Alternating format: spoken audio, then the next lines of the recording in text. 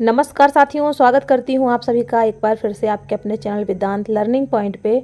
आज आप सभी के लिए डीएलएड सेकेंड ईयर के दूसरे प्रश्न पत्र समाज शिक्षा पाठ्यचर्या एवं बोध की 4 इकाइयाँ हैं। उन चारों इकाइयों से जो भी अति लघु उत्तरीय प्रश्न बने हैं आप सभी के लिए लेके प्रस्तुत हूँ। यदि चैनल पर नए हैं तो परीक्षा में अच्छे अंक प्राप्त करने के लिए चैनल को सब्सक्राइब जरूर कर लीजिए। पेपर वाइज प्लेलिस्ट बनी है, वहाँ से जाके आप नोट्स देख लीजिए। आइए शुरू करते हैं। पहला प्रश्न है पहली इकाई का, जो है शिक्षा की दार्शनिक समझ। दर्शन क्या है, संक्षिप्त टिप्पणी कीजिए। 10 नंबर के आपके अति लघु उत्तरीय प्रश्न आते हैं। दर्शन शब्द की उत्पत्ति दृश्य धातु से मानी जाती है, जिसका अर्थ है देखना। भारतीय दृष्टिकोण से दर्शन एक व्यापक शब्द है, जिसकी परिधि में तर्कशास्त्र, नीतिशास्त्र, सौंदर्य शास्त्र, समाज दर्शन एवं आध्यात्म विद्या सब आ जाते हैं। दर्शन प्रकृति, व्यक्तियों और वस्तुओं तथा उनके लक्ष्यों एवं उद्देश्यों के बारे में निरंतर विचार करता है। यह ईश्वर, ब्रह्मांड और आत्मा के रहस्यों और इनके पारस्परिक संबंधों पर प्रकाश डालता है। दर्शन का काम जीवन को व्यवस्थित करना तथा मार्ग प्रदर्शित करना है। दर्शन जीवन में नेतृत्व को ग्रहण कर संसार के अनेक परिवर्तनों एवं परिस्थितियों में से होकर रास्ता दिखाता है। विद्यालय के कोई 4 अनौपचारिक कार्य लिखिए। पहला है शारीरिक विकास, दूसरा है सामाजिक भावना का विकास, तीसरा है संवेगात्मक विकास और चौथा है नैतिक भावना का विकास। मुदालियर कमीशन से आप क्या समझते हैं?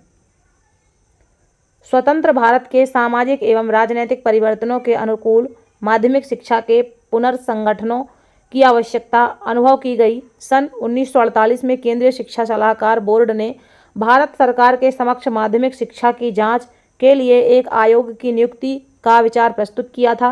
इसके फलस्वरूप 13 सितंबर 1952 को डॉक्टर लक्ष्मी स्वामी मुदालियर की अध्यक्षता में माध्यमिक शिक्षा आयोग की नियुक्ति की गई। इस आयोग को मुदालियर कमीशन के नाम से जाना जाता है। ये सारे ही क्वेश्चन आपके दूसरे पेपर में पूछे गए हैं और साथ ही चौथे पेपर के लिए भी बहुत ही इंपॉर्टेंट है। अच्छे से इनको समझ लीजिएगा, काफ़ी इंपॉर्टेंट प्रश्न है। अगली इकाई है इकाई नंबर 2, शिक्षा के उद्देश्य। पहला प्रश्न है शिक्षा के उद्देश्यों के निर्धारण के प्रमुख आधार कौन कौन से हैं? शिक्षा के उद्देश्यों के निर्धारण के 2 प्रमुख आधार व्यक्ति तथा समाज हैं। शिक्षा के उद्देश्य निर्धारण हेतु व्यक्तिगत आधार कौन कौन से हैं? शिक्षा के वास्तविक जीवन पर आधारित उद्देश्य निम्न हैं: जैविक आधार, दार्शनिक आधार और मनोवैज्ञानिक आधार। तीसरा प्रश्न है शिक्षा के उद्देश्य निर्धारण हेतु सामाजिक जीवन के आधारों की विवेचना कीजिए। समाज शास्त्रीय आधार, राजनैतिक आधार, आर्थिक आधार, वैज्ञानिक एवं प्रौद्योगिकी आधार और नैतिक आधार। अगला प्रश्न है सामाजिकता को आधार बनाकर शिक्षा के क्या उद्देश्य हो सकते हैं? तो कुल 6 उद्देश्य इसमें बताए हैं। सामाजिक कुशलता का विकास, कुशल नागरिकता का विकास, सामाजिक गुणों का विकास, संस्कृति का संरक्षण एवं हस्तांतरण, अंतर सांस्कृतिक भावना का विकास, सामाजिक प्रगति आदि।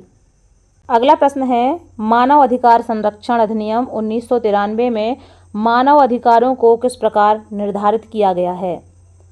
मानव अधिकार संरक्षण अधिनियम 1993 की धारा 2 के अनुसार मानव अधिकारों का अर्थ है संविधान के अंतर्गत गारंटित अथवा अंतर्राष्ट्रीय प्रसंविधाओं में सम्मिलित तथा भारत में न्यायालयों द्वारा प्रवर्तनीय जीवन, स्वतंत्रता, समानता तथा व्यक्ति की गरिमा से संबंधित अधिकार। अंतर्राष्ट्रीय प्रसंविधाओं का अर्थ है 16 दिसंबर 1966 को संयुक्त राष्ट्र महासभा द्वारा अंगीकृत सिविल तथा राजनैतिक अधिकारों संबंधी अंतर्राष्ट्रीय प्रसंविधा तथा आर्थिक, सामाजिक एवं सांस्कृतिक अधिकारों संबंधी अंतर्राष्ट्रीय प्रसंविधा। अगला प्रश्न है बाल अधिकार का क्या तात्पर्य है? बाल अधिकार नाबालिगों की देखभाल और विशिष्ट सुरक्षा के रूप में बच्चों को मिलने वाले व्यक्तिगत मानवाधिकारों को कहा जाता है। बाल अधिकार सम्मेलन 1989 की परिभाषा के अनुसार कोई भी व्यक्ति जिसकी उम्र 18 वर्ष से कम है, जब तक कि नियम में परिभाषित वयस्कता को पहले प्राप्त नहीं किया हो, वह बच्चा कहलाता है।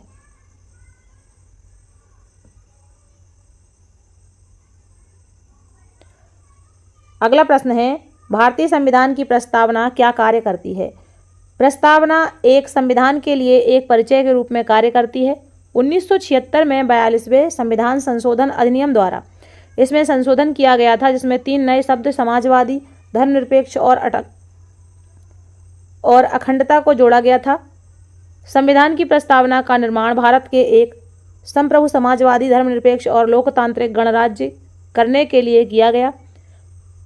यह भारत के सभी नागरिकों के लिए न्याय, स्वतंत्रता, समानता को सुरक्षित करती है और लोगों के बीच भाईचारे को बढ़ावा देती है।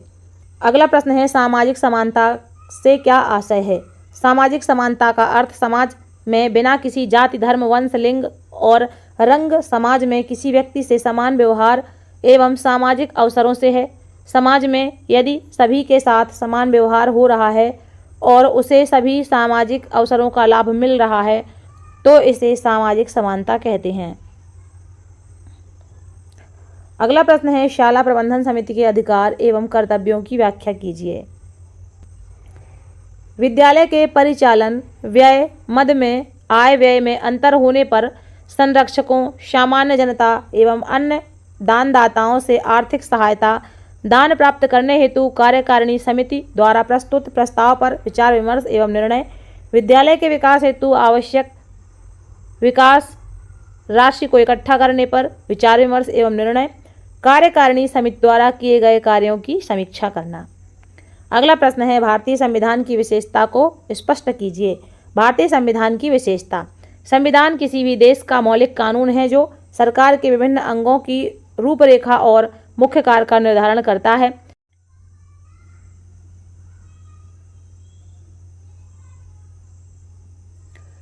साथ ही यह सरकार और देश के नागरिकों के बीच संबंध स्थापित करता है। वर्तमान में भारत का संविधान 465 अनुच्छेद जो 25 भागों और 12 अनुसूचियों में लिखित है। हालांकि संविधान की कई विशेषताएं हैं, जैसे धर्मनिरपेक्ष राज्य, संघवाद, संसदीय सरकार इत्यादि। 11वां प्रश्न है, सामाजिक रूपांतरण के लिए शिक्षा का महत्व बताइए। मनुष्य एक सामाजिक प्राणी है और वह सामाजिक होना विद्यालय में सीखता है, इसीलिए विद्यालय को लघु समाज कहा जाता है। अतः सामाजिक रूपांतरण में शिक्षा का अधिक महत्व है। अगर पूछा जाए कि लघु समाज किसे कहा जाता है तो कह सकते हैं कि विद्यालय को लघु समाज कहा जाता है। 12वां प्रश्न है, अवसरों एवं बुनियादी जरूरतों की उपलब्धता में असमानता और समानता को समझाइए। उत्तर है, मनुष्य की बुनियादी जरूरतें हैं कपड़ा, रोटी और मकान, लेकिन अवसरों की समानता न होने के कारण समाज में वर्गीकरण हो गया है। उच्च वर्ग अपनी बुनियादी जरूरतों के लिए निम्न और मध्यम वर्गों से लाभ उठाता है और यही वर्ग इन सब आवश्यकताओं की पूर्ति करने में स्वयं के लिए असहाय हो जाते हैं। इसके बाद इकाई 3, शिक्षा, राजनीति और समाज। वंचित वर्ग किसे कहते हैं? ये प्रश्न आपका तीसरे पेपर के लिए भी बहुत इंपॉर्टेंट है। वंचित वर्ग का अर्थ। वंचित से आशय है विहित होना, रहित होना। कोई व्यक्ति जब किसी सुविधा से वंचित या रहित हो जाता है तो वह उस सुविधा से वंचित कहलाएगा। जब व्यक्ति अपनी किसी अनिवार्य आवश्यकता या सुविधा से वंचित हो जाता है तब उसमें असंतोष जन्म लेता है। वंचित वर्ग निम्न प्रकार के होते हैं: शारीरिक विकलांगता, मानसिक विकलांगता, आर्थिक दृष्टि से वंचित, सामाजिक दृष्टि से वंचित और सांस्कृतिक दृष्टि से वंचित। अगला प्रश्न है, बालकों को अनुशासित करने हेतु शिक्षक को किन बातों को ध्यान में रखना चाहिए? शिक्षा का अंतिम उद्देश्य मोक्ष माना जाता है। इसके लिए अनुशासन आवश्यक है, जिसके लिए विभिन्न दार्शनिकों ने योग, ध्यान, चिंतन, मनन, एकाग्रता को उत्तम मार्ग बताया है। अतः शिक्षक के लिए आवश्यक है कि वह विद्यालयों में इनका विकास करे। यदि शिक्षक बाल केंद्रित शिक्षण विधि से पढ़ाए एवं विद्यार्थियों के साथ मित्रतापूर्ण व्यवहार करे तो बालकों में अनुशासन का विकास किया जा सकता है। अगला प्रश्न है, लोकतंत्रात्मक शासन में शिक्षण का क्या अर्थ है? लोकतंत्रात्मक शासन में शिक्षण के निम्नलिखित रूप सामने आए हैं। शिक्षा में जाति, संप्रदाय और वर्ग के बंधन टूट रहे हैं। बालक के व्यक्तित्व का महत्व बढ़ रहा है। शिक्षा की ज्योति सभी व्यक्तियों तक पहुंच रही है। एक निश्चित अवधि तक निःशुल्क, अनिवार्य एवं सार्वभौमिक शिक्षा की व्यवस्था हो रही है। प्रौढ़ शिक्षा को बढ़ावा दिया जा रहा है। शैक्षिक अवसरों की समानता का सिद्धांत बल पकड़ रहा है। प्रजातांत्रिक शिक्षा में बालक को आधिकारिक स्वतंत्रता प्रदान की जाती है। पाठ्यक्रम को विस्तृत, लचीला एवं समाज की आवश्यकताओं के अनुकूल बनाने का प्रयत्न हो रहा है। अध्यापकों को स्वतंत्रता प्रदान की जा रही है। सीखने में सामाजिक तत्वों का महत्व बढ़ रहा है। अगला प्रश्न है, धर्मनिरपेक्षता को प्रभावित करने वाले 4 कारक बताइए।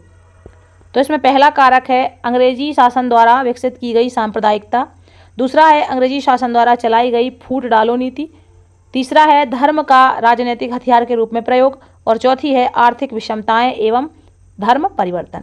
अगला प्रश्न है लोकतंत्रीय शिक्षा के प्रमुख उद्देश्य लिखिए। लोकतंत्रीय शिक्षा में निम्नलिखित उद्देश्यों पर बल दिया जाता है। समविकसित व्यक्तित्व वाले व्यक्तियों का विकास, व्यक्ति की आर्थिक संपन्नता, व्यक्ति की रुचियों का विकास, अच्छी आदतों का विकास, सामाजिक दृष्टिकोण का विकास, लोकतांत्रिक मूल्यों का विकास, राष्ट्रीय चेतना का विकास, नेतृत्व के गुणों का विकास, लोकतंत्रीय नागरिकता का विकास, अंतर सांस्कृतिक भावना का विकास। इसके बाद चलते हैं अंतिम इकाई की तरफ जो है ज्ञान। इसमें पहला प्रश्न है ज्ञान के प्रकारों का केवल नाम लिखिए। अनुभव ज्ञान और स्मृति ज्ञान। अनुभव ज्ञान वह ज्ञान है जिसे इंद्रियों द्वारा प्रत्यक्ष किया जाता है, अनुभूत किया जाता है, और स्मृति ज्ञान वह ज्ञान है जिसे अनुभूत पदार्थों के अभाव में स्मरण द्वारा जागृत किया जाता है। ज्ञान जो होते हैं मुख्यतः 3 प्रकार के होते हैं, कौशलात्मक ज्ञान, परिचयात्मक ज्ञान और तथ्यात्मक ज्ञान। अगला प्रश्न है तथ्यात्मक ज्ञान की शैक्षिक उपयोगिता लिखिए। अगर किसी ज्ञान में तथ्यों का समावेश होता हो तो वह ज्ञान तथ्यात्मक ज्ञान कहलाता है। तथ्यात्मक ज्ञान से बालकों में किसी भी विषय पर तर्क विचार करने की क्षमता आ जाती है, बालक में स्वाध्याय करने की क्षमता आ जाती है, बालक किसी भी विषय पर अपने विचार प्रकट कर सकते हैं। ज्ञान मीमांसा से क्या तात्पर्य है? अंग्रेजी में एपिस्टेमोलॉजी शब्द का निर्माण 2 शब्दों से मिलकर बना है। इसमें प्रथम शब्द है एपिस्टीम जिसका अर्थ है ज्ञान, द्वितीय शब्द है लॉजी जिसका हिंदी में अर्थ है विज्ञान। अतः इससे मिलकर ज्ञान का विज्ञान शब्द का उदय हुआ है। इसे ज्ञान मीमांसा के नाम से भी जाना जाता है। ज्ञान मीमांसा की प्रकृति का प्रत्यक्ष संबंध यथार्थता से होता है। ज्ञान मीमांसा के द्वारा वस्तु के उस यथार्थ रूप को जाना जाता है जिस रूप में वह है, अतः ज्ञान उस सीमा तक यथार्थ रूप में होगा जिस सीमा तक वह वस्तु को उसी रूप में प्रस्तुत करता है जिस रूप में वह वस्तु जानी जाती है। अगला प्रश्न है व्यवहारिक या कौशलात्मक ज्ञान से आप क्या समझते हैं? वह ज्ञान जिसमें किसी कार्य को करना शामिल रहता है कौशलात्मक ज्ञान कहलाता है, जैसे चाय बनाना, पकौड़े तलना, कपड़े धोना, लकड़ी काटना, पढ़ना, तर्क करना, सोचना आदि। इन वाक्यों में कुछ कर सकने की सामर्थ्य को करना, जानने को ज्ञान के रूप में माना जा रहा है। कौशलात्मक ज्ञान या व्यवहारिक ज्ञान की यह भी खासियत है कि यदि एक बार उन्हें करना सीख लिया जाए तो फिर उन्हें भुलाया नहीं जा सकता, लेकिन इन कामों को कर पाने की सामर्थ्य को अच्छा या खराब या बेहतर या बदतर तो जरूर कहा जा सकता है, लेकिन इन्हें सत्य अथवा असत्य नहीं कहा जा सकता। अगला प्रश्न है परिचयात्मक ज्ञान की विशेषताएं लिखिए। किसी के परिचयात्मक ज्ञान होने के लिए उस व्यक्ति अथवा वस्तु जिसके बारे में कहा जा रहा है जानने वाले का सीधा परिचय होना चाहिए। परिचयात्मक ज्ञान की विशेषताएं निम्न हैं। व्यक्तियों अथवा वस्तुओं से एक प्रकार का सीधा परिचय हमें इंद्रिय अनुभव से होता है। स्वयं के महसूस करने अनुभव द्वारा प्राप्त ज्ञान होता है। यह ज्ञान स्मृति द्वारा प्राप्त होता है। यह ज्ञान आत्म सजगता द्वारा प्राप्त ज्ञान है। अगला प्रश्न है तथ्यात्मक ज्ञान के प्रकार लिखिए। तथ्यात्मक ज्ञान ज्ञान श्रृंखला का तृतीय प्रकार है। इस ज्ञान के अंतर्गत किसी व्यक्ति या वस्तु के संदर्भ में कोई दावा या तथ्य निश्चित किया जाता है, अर्थात किसी वाक्य के मूल रूप में जो तथ्य छुपा होता है वह इस ज्ञान का प्रमुख अंग है। तथ्यात्मक ज्ञान निम्न प्रकार का है: विवरणात्मक ज्ञान, कौशलात्मक ज्ञान और परिचयात्मक ज्ञान। अगला प्रश्न है बौद्धिक क्रियाओं के माध्यम से बच्चों में कौन कौन से गुण विकसित कर सकते हैं? बौद्धिक क्रियाओं के माध्यम से बच्चों में निम्न गुण को विकसित कर सकते हैं: सीखने की योग्यता, मूर्त चिंतन की योग्यता, समस्या का समाधान करने की योग्यता, अनुभव से लाभ उठाने की योग्यता, संबंधों को समझने की योग्यता, अपने वातावरण से सामंजस्य करने की योग्यता। अगला प्रश्न है कोई भी 4 ऐसी गतिविधियों के नाम लिखिए जिसकी सहायता से बालकों में सृजनात्मकता को बढ़ाया जा सके। 4 गतिविधियां निम्न हैं। बालक में स्वतंत्र निर्णय लेने की क्षमता होना आवश्यक है। बालक में किसी कार्य में पहल करने की क्षमता होना आवश्यक है। बालक में उत्तरदायित्व वहन करने की क्षमता का होना आवश्यक है। बालक में किसी नवीन ज्ञान के प्रति उत्सुकता का होना आवश्यक है। गणित का ज्ञान बच्चों के लिए क्यों आवश्यक है? ये प्रश्न गणित में भी आ सकता है। बच्चों में दिन प्रतिदिन के कार्यों में निपुणता लाने के लिए, मानसिक तथा बौद्धिक विकास में सहायता प्रदान करने के लिए आत्मनिर्भर बनने के लिए, सांस्कृतिक समृद्धि का विकास करने के लिए, अवकाश का सदुपयोग करने के लिए, व्यवहारिक गुणों का समावेश करने के लिए तथा तर्क सम्मत व क्रमबद्ध ज्ञान प्राप्त करने के लिए गणित का ज्ञान आवश्यक है। अगला प्रश्न है, गणित विषय अधिकांश बच्चों को क्यों कठिन लगता है? ये प्रश्न भी इंपॉर्टेंट है, गणित के पेपर में भी आ सकता है और इसमें भी पूछा जा सकता है। गणित प्रत्ययों का स्पष्टीकरण ना होना, गणित की मूलभूत क्रियाओं में कमजोर होना, दूषित शिक्षण पद्धति को अपनाना, विषय के प्रति अरुचि उत्पन्न होना, अमनोवैज्ञानिक व्यवहार को अपनाना, प्रखर बुद्धि का ना होना। कौशलात्मक ज्ञान के प्रकार लिखिए। सूचनाओं द्वारा प्राप्त ज्ञान, प्रायोगिक ज्ञान, वैज्ञानिक ज्ञान, आत्मनिर्भर ज्ञान और धार्मिक ज्ञान। अगला प्रश्न है, राष्ट्रीय पाठ्यचर्या रूपरेखा 2005 की मार्गदर्शी सिद्धांत लिखिए। यह प्रश्न पेपर 2 में आएगा और पेपर 4 में भी इंपॉर्टेंट है। राष्ट्रीय पाठ्यचर्या रूपरेखा 2005 के 5 मार्गदर्शक सिद्धांत हैं। ज्ञान को स्कूल के बाहर जीवन से जोड़ा जाए, पढ़ाई को रटंत प्रणाली से मुक्त किया जाए, पाठ्यचर्या पाठ्यपुस्तक केंद्रित न रह जाए, कक्षा को गतिविधियों से जोड़ा जाए एवं इसे लचीला बनाया जाए, राष्ट्रीय मूल्यों के प्रति आस्थावान विद्यार्थी तैयार हों या राष्ट्रीय महत्व के बिंदुओं को पाठ्यक्रम में शामिल किया जाए।